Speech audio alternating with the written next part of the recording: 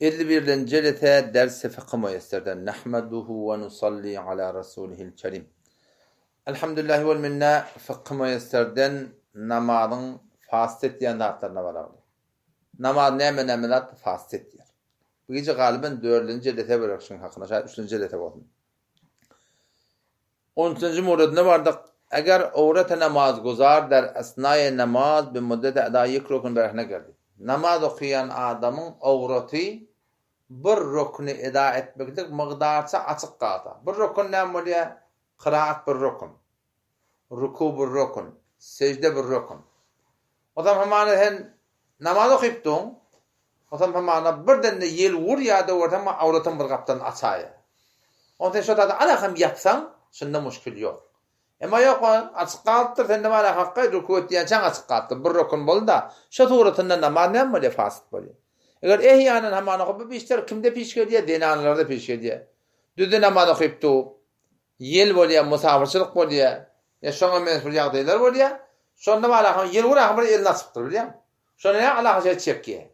Şu adacık wagt görünmeklikde awratyň irat yok. Yani irat yok diýenim. O şoňa da gaýym bolmakly şoda görünmesin. Emma ehyany görünse bir rukun eda bolmadan önce subhanallah adim diýsem bir rukun ýetirýär da bir rukun ýerine. Şon ýalak mygdarsydan ber dolonsa, dolasaň näme boljak? Şol namazyň ýerine boljak, ýa-da namazyň boljak. Ondan sonra onlardan näme? Namaz okuyan adamın bedeninde diptir. Ya könüğünde diptir.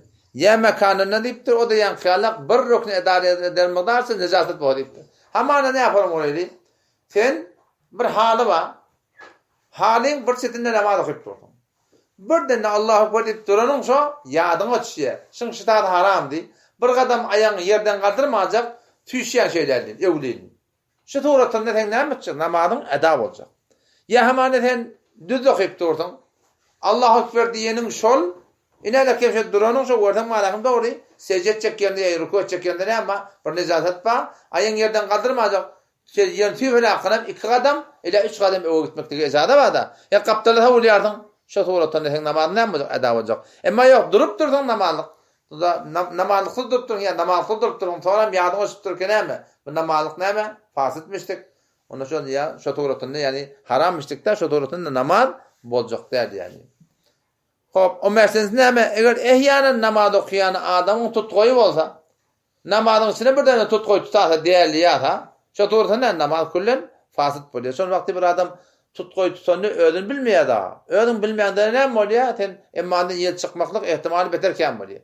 Ýa-da şu uky diýen adam var, hakykatynda derdin bolmaýar ahy. Uqyn näme dehlet bolýar edipdirler. Şol uqlanda emmanyň oşuya. Emmanyň oşan hotpa näme bolýar? Adam emmanyň ýel çykmakla täýip bolýar. Şu uqlamaklyk şo bilen şeriatda barabar etip goýupdyrlar. Şo toğratan eger ehyanyň birini tutgoý bolsa namazy tutgoý tutsa, o namaz bozulupdyr ýa masalan namazy okuymak hakykatda gerek. Öwürlemek gerek. Belki bu adam näme? Ihtimal eken dehletde bozulsun. Bir adam eger de 16-njy murat näme? Bihuş bolasa, birden namaz okuyup tutgoý bolan gören bihuş bolupdyr da. Ya başka meclise ko bihuş bolupdyr. Şo toğratanda bu da namaz bozulýar. Onun ýerinde näme? Eger dipdir, eger horşit der hengamy namaz guzar, mesrufa aday namaz bamda otururken. Ta wada 2 urun maksada. Bir we ikindi namaz, bir we erti namaz. İkindi namaz okuyup duqan, yatyp galypdyrdın, uladan nefsim ona gidipdirdin. Ahir wagta çypdyrdın. İnnallahı hamwada gün nämetdi öz çetini haqqy aşağı gurdun. Sen de Allahu Ekber deyip durdun, 2 rekat okuydun, 3 rekat okuydun. Sen ahir rekatyn okuymagan gün batdy. İkindi namazyň hakkynda sen namazyň dogry bolýar diýipdir. Düşdükmi? Emma erti namaz okuyup duqan, sen hamana şu dagigalar, saniyeler bildi takriban. Günüň mal haçan dogýarlar, hem 6-dan 20 daga sen şu gün dogýar diýiller. Sen näme etýärdiň estada 6-dan 18 daga sen namaz durýardyň. Moşakasda ýa-da näme urjak? Güne urjak. Ya sen düzde namaz okuyup durupdyň, gün dogmadyň hadip, wagtda ban Allahu Ekber diýip duransa, gapdalla bir namaz duqan näme diýär? Gün urna hadiýe. Şa näme diýär? Namaz fasit bolýar. Toramyň tawba safaryndan başa qadahyny alma bolýar. Şundur bilim şu görüňi. İkindi namaz okuyup duqan gün masalan namazyň naqyslyk bilen eda bolupdyr. Öwlap qada etmeklik gerek yok. Emma erti namazy eger sen namaz okuyup duqan gün nogam bolsa, ya okuyup dursan daýygan näçe okuyan bilýän, soran bar idarlaýan şo daýyda gün nogupdyr. bir daqan arasında oynayanmış bir kaptır o kaptır günlük yan bilen dogmayan arasında peşda namazı öwrleme bolýar musulman dogum. Hop 18-den jugurun näme? 18-den jugurun diýipdir.